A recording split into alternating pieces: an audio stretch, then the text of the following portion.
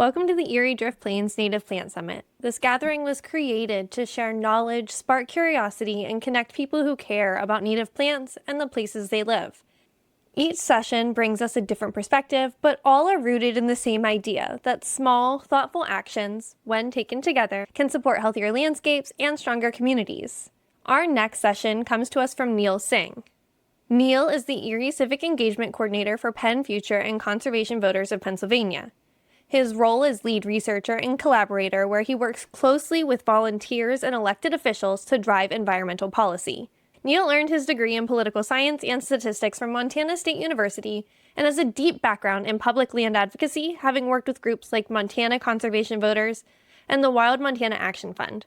While he grew up in San Diego, he spent his childhood summers right here in the Erie area and has returned to help build a more sustainable future for our community. When he isn't working on policy, you can find him out birding, fishing, or cheering on his beloved San Diego Padres. Hi, Neel. How are you? I'm good. How are you, Bobby? I'm doing very, very well. Can you start by introducing yourself and your role with Penn Future and CVPA, and maybe how your work intersects with native plants and biodiversity? So, my name is Neel Singh. I work as the Civic Engagement Coordinator for the Erie region for both Conservation Voters of Pennsylvania and Penn Future. My work is largely focused on mobilizing and engaging with local advocates throughout the region and maintaining a steady coalition here in Erie to advocate for environmental policy. We work on a lot of different issues, including mitigating climate change and pushing for clean and renewable energy.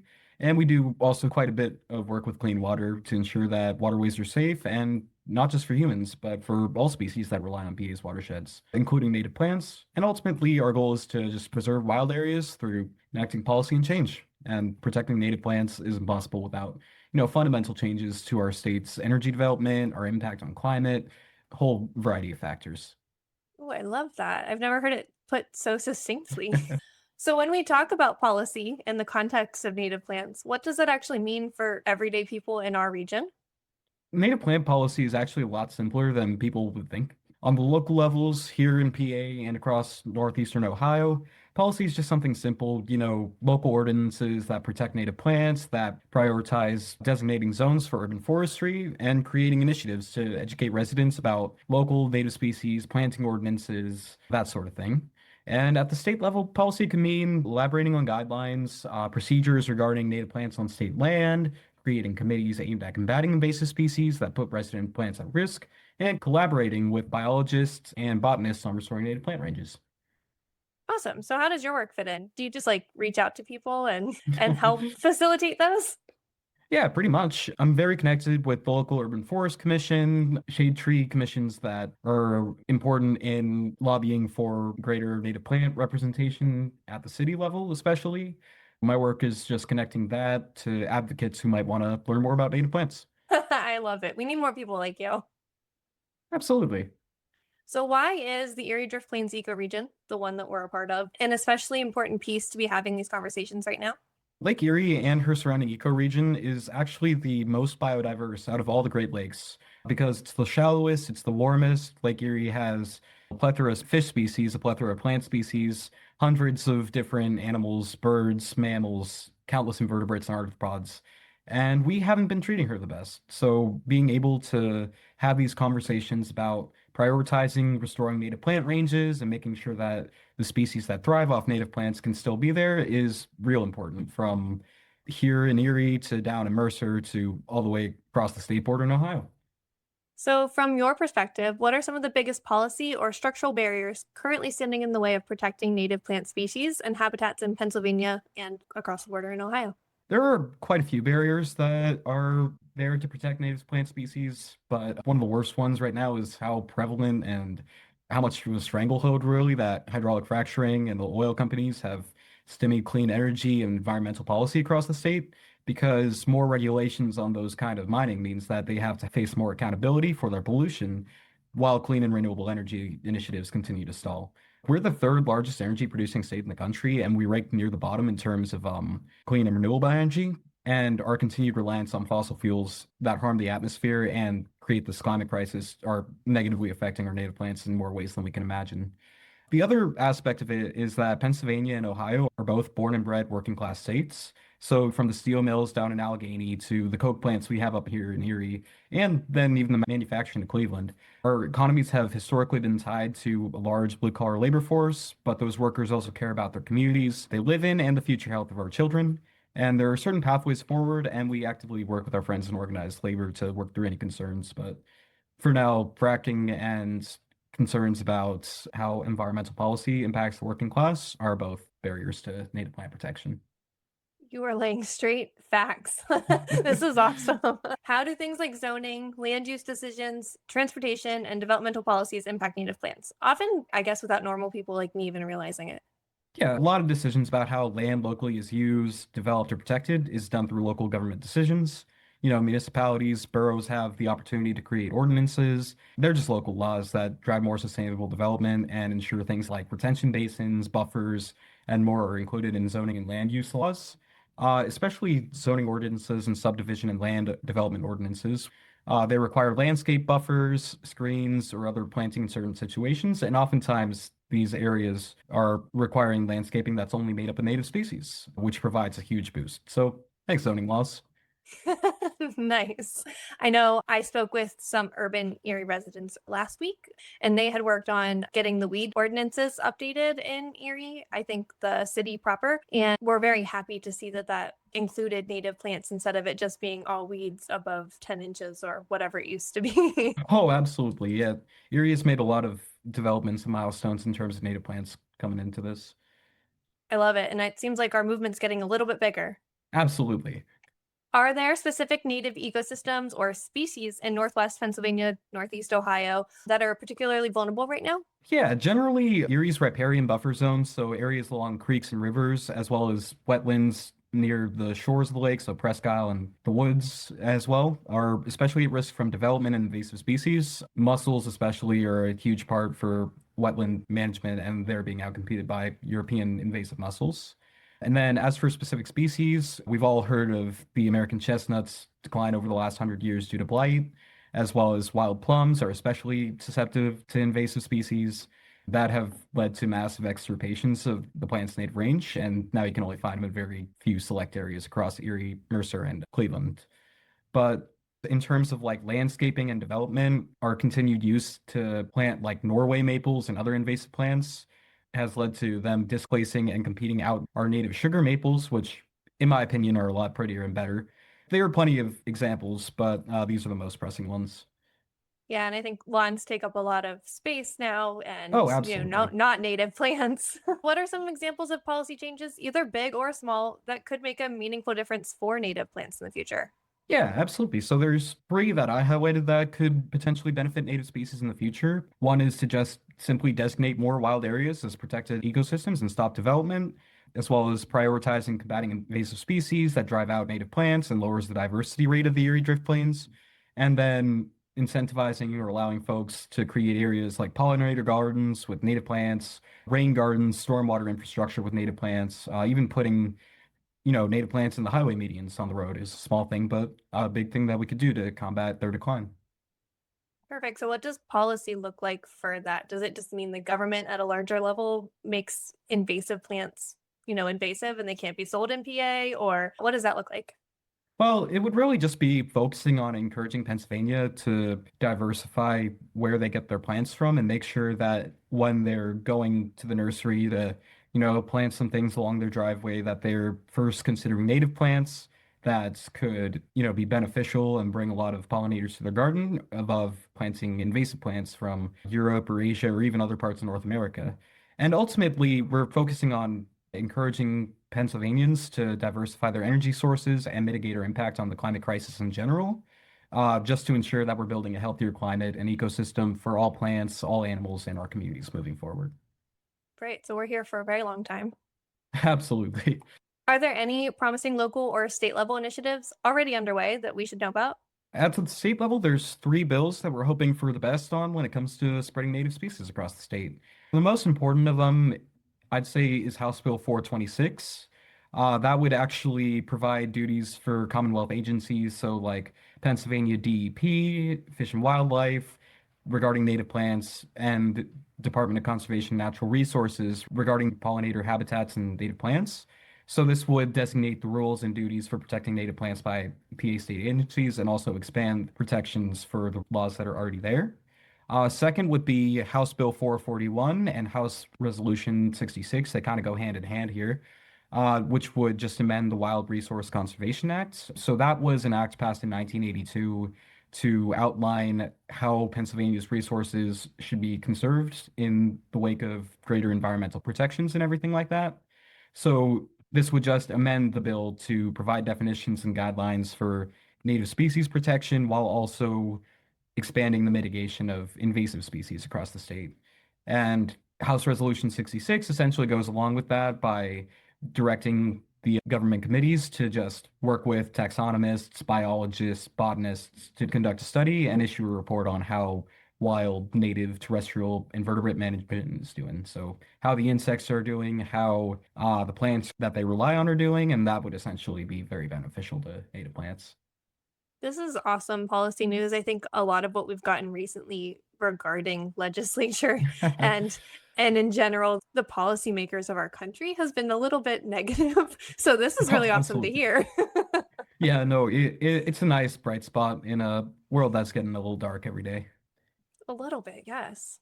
So how can policy support native landscaping and habitat restoration in places like schools, or we talked about the highway median, or even residential or community spaces? So this is really where local ordinances and country planning shine. Like we've seen a lot of success where local government works alongside local nonprofits and helps with community education. They're incentivizing and funding for local ecosystem protection and maintenance.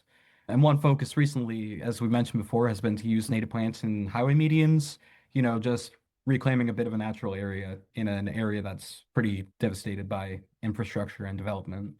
And then if you have a local official that's fighting proposals to protect native plants and other natural resources, you can always help educate them and advocate and think about the political during municipal elections. I love it. Yeah, it starts at the local level and then works its way up. Oh, absolutely. That's where most change about native plants comes from. Community movement. So do incentives like grants or funding or even technical assistance play a role in encouraging native plant adoption? Yeah, they foster both native plant adoption and prioritization by local governments to, choose native plants first. But there are a few gaps, notably. A cash incentive could be seen as not enough to change people's minds, like we're asking them to change their yard and fundamentally what they plant, and that could be like seen as an inhibition of their right to plant things. But also it's a great way of getting more native species out there. Otherwise, people just see it as a waste of money to provide funding for native plants, even though it's like a net benefit, but that's simply just because there's not enough knowledge about native plants out there. But the best way to combat this is to continue powering through this narrative, celebrating the idea that native plants are awesome and they're super beneficial to everything from stormwater management to mitigating the climate crisis, and that they have more benefits than costs. When I joined Wild Ones, I already had native plant knowledge, but I told my mom about it and she was like, "Why? Native plants are just what grows in your yard naturally." And I was like, "No, that's not it." So I imagine a lot of people just kind of think something along those lines without realizing that native plant is like what's supposed to be there and may not be there after we've developed it. Oh, absolutely. Wetlands, fens, and bogs are some of the hardest ecosystems to restore once they're developed over. So it's not just, protecting the local weeds that grow in your backyard, but also these plants that have grown here for hundreds of thousands of years and should continue to grow here. We have to protect their spaces. Absolutely. So, for someone who loves native plants like me, but doesn't consider themselves at all political, where do we actually fit into that picture? Yeah, so you don't have to be political to love native plants. The political landscape is confusing and tribulating to navigate, but just knowing the risk that native species face is the most important aspect of their protections. Government and policy is just one method of preserving native plants, the Erie Drift Plains, and of this country as a whole. But buying from local nurseries that prioritize native plants or being cognizant about hiking around native areas and protected wetland zones and all, there's no single clear-cut solution to the troubles native plants face, and any involvement is good involvement, politically active or not. Oh, I like it. Do you have a favorite native plant? I am a big fan of black walnuts. They're They say that they drive away all the other plants, but they are very, very big and beautiful and delicious. They get the bad rap because you can't really plant a lot of things around them. So I love that you're liking the underdog. Oh, absolutely. Other than that, I love flowering dogwood as well, just because Oh, they're so pretty. nice. Yeah, I tend to like the chaos of goldenrod a lot. Oh, goldenrod is beautiful. Absolutely. So, how can gardeners, landowners, and even community members help support policy change without feeling like they have to get in the weeds of politics or being overwhelmed by it? Like I said, policy starts at the local level. Supporting change that benefits native plants doesn't have to be at the state level or even the federal level, but small steps like supporting local petitions and initiatives at the local and city level can feel a lot less overwhelming while still providing the same benefits for native plants. Nice. Yes. What is one action that you recommend to individuals or local groups that has more policy impact than they might expect? Yeah, so not surprisingly, but contacting your representatives and local leaders has a lot more effect than people think. Oftentimes, our policymakers are unaware of how local initiatives are doing or if they even exist, and just making the actions known puts your advocacy on the radar. A simple letter explaining what native plants are or an email to your representative does wonders for enacting change. Okay, I'm gonna have to start that. I'm about to be in some inboxes. The Erie Drift Plains span state lines, obviously between Pennsylvania and Ohio. How important is regional cooperation when it comes to policy and ecological protection? Oh, it is so important to be regionally cooperative between the multiple states. I mean, especially looking past the Erie Drift Plains and examining the Great Lakes as a whole, the vast majority of work done for conservation is done through multi-state efforts to preserve and protect the natural areas. If only one state dominated policy for a lake that four states share, that just simply wouldn't be right. Cooperation has led to fantastic protections for the other three Great Lakes that have multiple state borders, and that recipe can be repeated to benefit the Erie Drift Plains. Like Wisconsin, Minnesota sharing Lake Superior's border has led to a lot of Lake Superior being closed off for wildlife conservation. The same thing with Lake Michigan and the same thing with Lake Huron. So enabling that same cooperation essentially between not just Pennsylvania and Ohio, but getting New York and Michigan involved as well in protecting Lake Erie is imperative for just keeping the Erie Drift Plains the way they are. Do we think that having so many states involved ends up making policy change slower or faster, or does it make a difference? It can go both ways. The difference, politically speaking, like culturally speaking, about the different four states that border Lake Erie are massive, but they're also not insurmountable. There's coalitions that solely exist to protect the Great Lakes that are chaired by local governments in order to make sure that policy that is being enacted is also being enacted across the other states. It's definitely been getting a little more difficult as time goes on, but it's still very, very important that cooperation exists. Awesome. And it sounds like the coalitions kind of help pave the way for the policymakers by getting Oh, absolutely. that conversation started. Do you see opportunities for better alignment between environmental policy and conservation efforts across our region? So there's a lot of opportunity for better alignment across Pennsylvania and Ohio. One example is actually through Reimagine Appalachia, which is a coalition of labor unions, environmental groups, community organizations, and policy focused on building a 21st century sustainable and equitable economy for the Appalachian region in Ohio, Kentucky, West Virginia, and Pennsylvania. So it extends beyond the Erie Drift Plains, of course, but still very imperative. And essentially, their mission is to move beyond fossil fuels, create more green jobs, and protect the native plant species that we all know and love, as well as expanding opportunity with a goal of a just transition for workers and revitalize local economies. You know, in the post-manufacturing boom in the United States, it's been a little difficult to find a job in this economy. So being able to create green jobs is actually imperative in making sure that cooperation between PA and Ohio is continued. Both Ohio and Pennsylvania have extensive abandoned minelands. Ohio has over 200,000 acres, and then Pennsylvania has over 288,000 acres, which impacts over 5,000 miles of streams with acid mine drainage from thousands of sites. And obviously, that's not great for native plants. But the Appalachian Regional Reforestation Initiative is a great program to address this urgent issue. Oh, I love that. If you could fast forward 10 years, what would success look like for native species in our region from a policy standpoint? Success would be more statewide initiatives to combat invasive species that decimate native plants. So, spotted lanternflies in the southern end of the state, invasive zebra mussels that we have in the lake, as well as more zones that are designated as wilderness refuges instead of being sold off to fracking companies, as well as widespread clean water and energy policies that help protect PA and Ohio's residents and species alike. The most important part is those clean water and energy policies, that's for sure. It is a very multifaceted approach. Absolutely. What gives you hope right now when it comes to environmental policy and civic engagement? At the moment, a lot of the hope stems from the willingness for the average person to get involved in making a change and charge forward on protecting their local wilderness, their wild areas, their public lands, and their native ecosystems. In the field, advocates and residents alike are frequently mentioning environmental issues as one of their biggest motivators for being politically active in their communities. You're seeing a lot more people that are worried about what fracking is doing to the planet, how they can get more involved in planting native species. There was the whole Save the Bees movement a couple of years back. Honeybees are actually invasive, which is a little unfortunate, but they still deserve to be saved. And yeah, just making an impact in local communities. We're in a very fired up time, and it's a good thing to keep hammering change down the line. Oh, I completely agree. For listeners who want to learn more or to get more involved, where should we start? You can start by checking our websites, the Conservation Voters of Pennsylvania and Penn Future. We have a joint policy agenda for the 2025 to 2026 legislative session.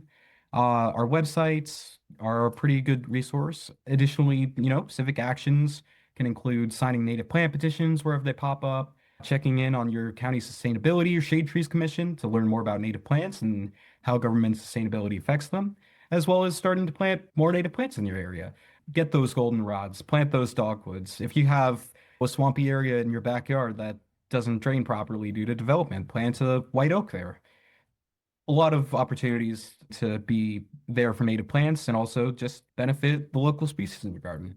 And then we also have a few upcoming opportunities, attending local environmental advocacy organization meetings, your local urban forest committee, your local shade tree committee, seeing what's new in the world of environmental policy, signing petitions that protect Lake Erie's biodiversity. We're actually working on one right now, so look forward to that. And join us for some upcoming events and programming. You can always get in touch with me through my email. It's neil@conservationpa.org. And then I have one more question that I like to kind of ask everyone. How did you get to where you are with native plants? How did you learn about native plants? How did you get involved in the conservation of them? Oh, absolutely. So I grew up in San Diego. My family's from Erie, but I grew up in, thankfully, a large backyard that had a lot of space to be able to plant things, and I just loved hearing the birds in the morning. And then I just noticed that when my mom and I started planting more native plants, more birds and more animals started showing up. And, it's a great experience to see how much native plants can benefit, as well as going on local hikes and seeing how invasive plants have absolutely just covered everything. It's real unfortunate. And the only things that hang out near invasive plants are invasive species themselves. In California, especially, there's a huge problem with wild mustard that grows, which is not native. And the only birds that like hanging out in wild mustard are scaly-breasted munias, which are also invasive. But seeing natural areas where invasive plants are still holding strong and still being able to make a difference is just, I want to keep protecting that for the rest of my life and make sure that future generations can also appreciate it. Well, thank you so much for your time today. I really appreciate it. I learned a lot. I think you probably saw my jaw drop a couple of times with some of the facts that you gave us. This has been amazing. Is there anything else you'd like to say or leave us with? Well, thank you so much for organizing all this, Bobby. I really appreciate it. And I'm thankful for this opportunity to spread the word about policy and native plants. Thank you so much for spending this time with us today and for being a part of this growing conversation. We hope this session leaves you feeling a little bit more connected to native plants, to place, and the community working right alongside you.